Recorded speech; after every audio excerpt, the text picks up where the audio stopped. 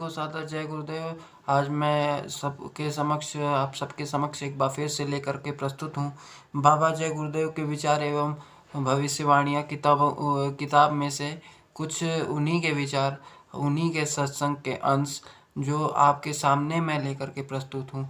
जवाहरलाल जी द्वारा ये वचन लिखे गए हैं, संग्रहित किए गए हैं किताबों में। तो आप लोग केवल ध्यान से सुने और हम सबको इन वचनों को उतारने की ज़रूरत है। मैं फिर एक बार पुनः कहना चाहूँगा कि हमको और आपको तय करना होगा, ये तय करना होगा कि हमको जाना किधर है। अगर सतयुग की तरफ जाना है तो हमको और आपको दिल से इन वचनों को अपनाना होगा।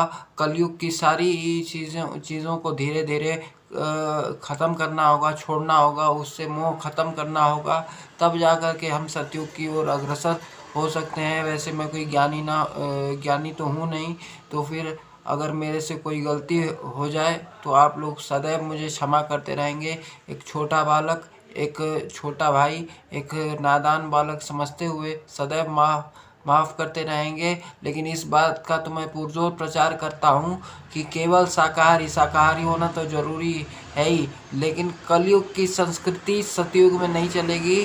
तो कलयुग की संस्कृति को हमको और आपको छोड़ना होगा, तब जा कर के जो है सतयुग में हम प्रवेश कर सकते हैं। एक अच्छा नज़ारा देख सकते हैं। अकाल मृत्यु से सब लोग बच सकते हैं, रोग तकलीफ से बच सकते हैं। जब सतयुग आ जाएगा धरती पे तो अल्प मृत्यु नहीं कौनो पीरा, सब सुंदर सब विदुर शरीरा, वैसी व्यवस्था हो जाएगी कि काश्तकार अपने खेत में फसल बो करके आएगा और जब जब पानी फिर बादल आके बरस जाएंगे जब पानी की ज़रूरत होगी, तो फिर ऐसी व्यवस्था हो जाएगी कि किसी को खाने पीने पहनने की कमी नहीं होगी। ऐसी व्यवस्था होगी कि 12 बजे रात को भी कोई लड़की सड़क पर घूमेगी, देख करके किसी की नीयत खराब नहीं होगी। तो वैसे समय को लाने के लिए हमको और आपको पुरजोर प्रयास करना है और सतयुग की ओर अग्रसर होना है। और इसीलिए संत महात्मा के वचन पढ़े जाते हैं,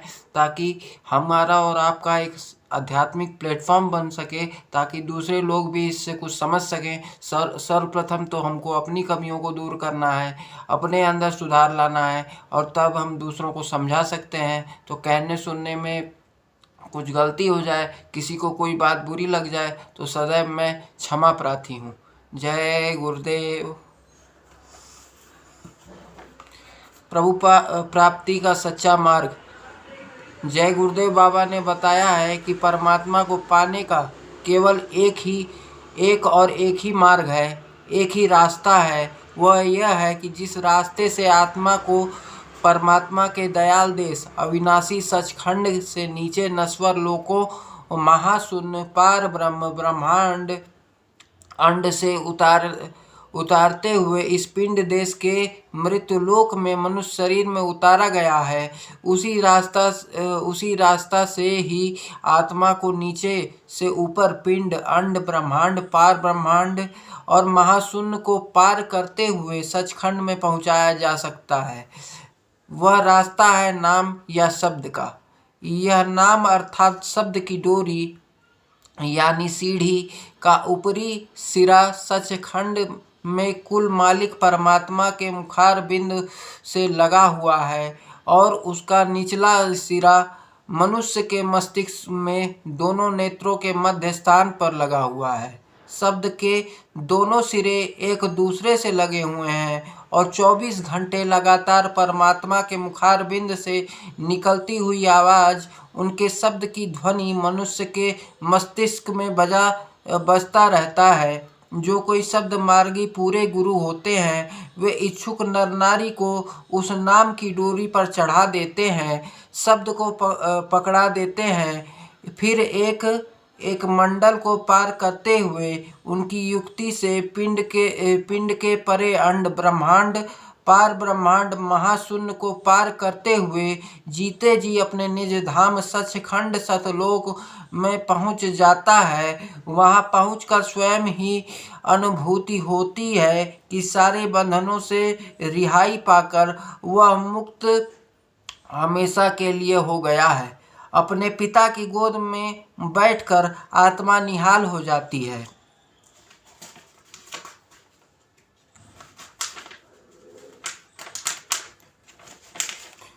जय गुरुदेव बाबा का यह विचार और उपदेश सब समय के लिए प्रासंगिक है। तदनुसार हमें अपने जीवन में सद्मार्गी और पूरे गुरु की खोज करनी चाहिए। ऐसा गुरु जो पिंड से दयाल देश तक जाता आता हो, बीच में स्थित सतपुरुष के 16 पुत्र से मिलता जुलता हो, वही पूरा कहलाता है, वही संत कहा जाता है।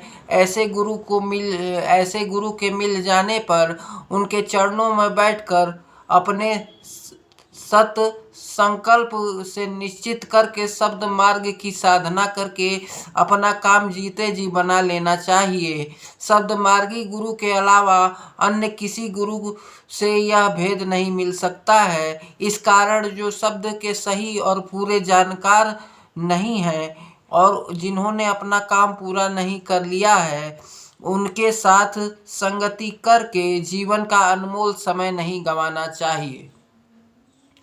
तो सभी को सादर जय गुरुदेव। और बात निकली है तो दूर तलक जानी चाहिए और सभी को गुरु से नाम दीक्षा लेते हुए, नामदान लेते हुए सतपथ की राह अपनानी चाहिए। ठीक है। तो और मैं आप सभी से कहना चाहूँगा कि शाकाहारी, सदाचारी, नशा मुक्त रहकर जय गुरुदेव नाम की ध्वनि निरंतर करते रहें। जो गैर सत्संगी भी हैं उनसे भी कराते रहें, क्योंकि उनके कर्म कटेंगे तो वो संत मत की परिभाषा को कुछ हद तक समझ पाएंगे और नामदान लेते हुए अपना भी कल्याण कर पाएंगे। यह जय गुरुदेव नाम की ध्वनि ठीक उसी तरह है कि जैसे गोस्वामी जी ने कहा था कि महामोहतम विषय ब्याल के और मेटत कठिन कुअंक भाल के। तो वही बात है और बस समझने का फेर है। आप सभी लोग करते रहें। आप सभी से अनुरोध है कि शाकाहारी, सदाचारी में नशा मुक्त रहें और लोगों को भी बनाते रहें और अपनों के जीवन को खुशहाल बनाते रहें। नहीं तो वही बात है कि लगेगी आग तो आएंगे कई मकासद में, यहाँ पर केवल मेरा मकान थोड़ी है।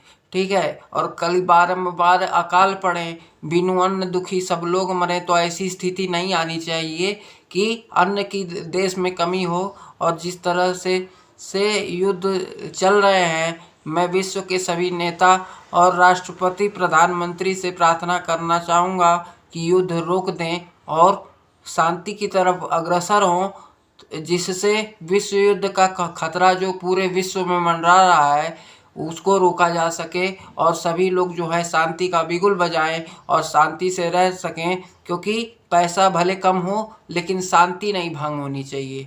शांति अगर भंग हुई तो सब कुछ ख़त्म हो जाएगा। घर में शांति ख़त्म हो जाती है तो सब कुछ ख़त्म हो जाता है। और पैसा हो ना हो, शांति रहे तो सबके जीवन में खुशहाली रहती है। इन्हीं शब्दों के साथ किसी को कोई बात से कोई कष्ट हुआ हो तो मुझे माफ़ करते रहेंगे। अपने संस्कृति को पकड़ के जकड़ के रखें, पाश्चात्य संस्कृति की तरफ मत भागें। क्योंकि बाबा जी ने कहा था, जो बात कही थी वो बात मैं फिर से दोहराता हूँ, बच्चा ये कर्म भूमि है, ये कर्म भूमि है, इसे भोग भूमि बनाओगे तो तकलीफ़ में आ जाओगे। तो यही बात है कि हम ये तय करें कि हमको जाना किस ओर है और अपने गुरु को किस तरह से पूरा करना है, गुरु के मिशन को किस तरह से पूरा करना है। तो इन बातों का ध्यान में रखते हुए, ये केवल बाबा जी का संकल्प था नहीं, और भी संतों ने सतयुग के बारे में बहुत कुछ लिखा। जगन्नाथ राजपुरिया किताब में लिखा हुआ है, सूर सागर में लिखा हुआ है, अन्य किताबों में भी है कि कलयुग में कलयुग जाएगा और सतयुग आएगा। सतयुग के आने की स्थिति, ये तारीख तय है, बस काम तो हो चुका है और हमको और आपको श्रेय लेना है। तो श्रेय छोटे लोग, जब राम ने कहा अयोध्या में अनेक विद्वान पंडित, प्रगाढ़ पंडित थे, उनसे मदद मांगी, वो धर्म की स्थापना में आगे नहीं आए, तो छोटे छोटे बंदर भालुओं से मदद लेते हुए धर्म की स्थापना कराई गई थी। तो अपने आपको यदि कोई छोटा कहता है तो बुरा मत माने, क्योंकि देखन में छोटे लगें घाव करें गंभीर। तो इस तरह का भाव रखते हुए, मतलब किसी को अपने शब्दों से चोट नहीं पहुंचाना है, इस तरह का काम कर देना है कि हमारा और आपका कुछ नाम हो कि मतलब हम और आप गुरु के लिए, गुरु के मिशन के लिए कुछ न कुछ करके गए। और इन्हीं शब्दों के साथ किसी को कोई कष्ट हो तो जय गुरुदेव बाबा से, परम पूज्य महाराज जी से, जिसने जिससे नामदान लिया है वो उससे निरंतर प्रार्थना करता रहे और अपने अपने कष्टों का निवारण स्वयं मालिक कर देंगे। आपको किसी और को बुलाने की ज़रूरत नहीं है, क्योंकि धरनी जहाँ लौ देखिए तहाँ लौ सबे भिखार, और दाता केवल सद्गुरु देत न माने हार। तो बस यही बातें हैं और इन्हीं शब्दों के साथ सभी को जय गुरुदेव। शाकाहारी रहिए, सदाचारी रहिए, धर्म पथ की ओर आगे बढ़ते रहिए, पाश्चात्य संस्कृति को मिटाइए और अपने देश को बचाइए, अपने मुल्क को बचाइए, इस धरती को बचाइए और धरती पे सती बुलाइए। जय गुरुदेव, जय गुरुदेव।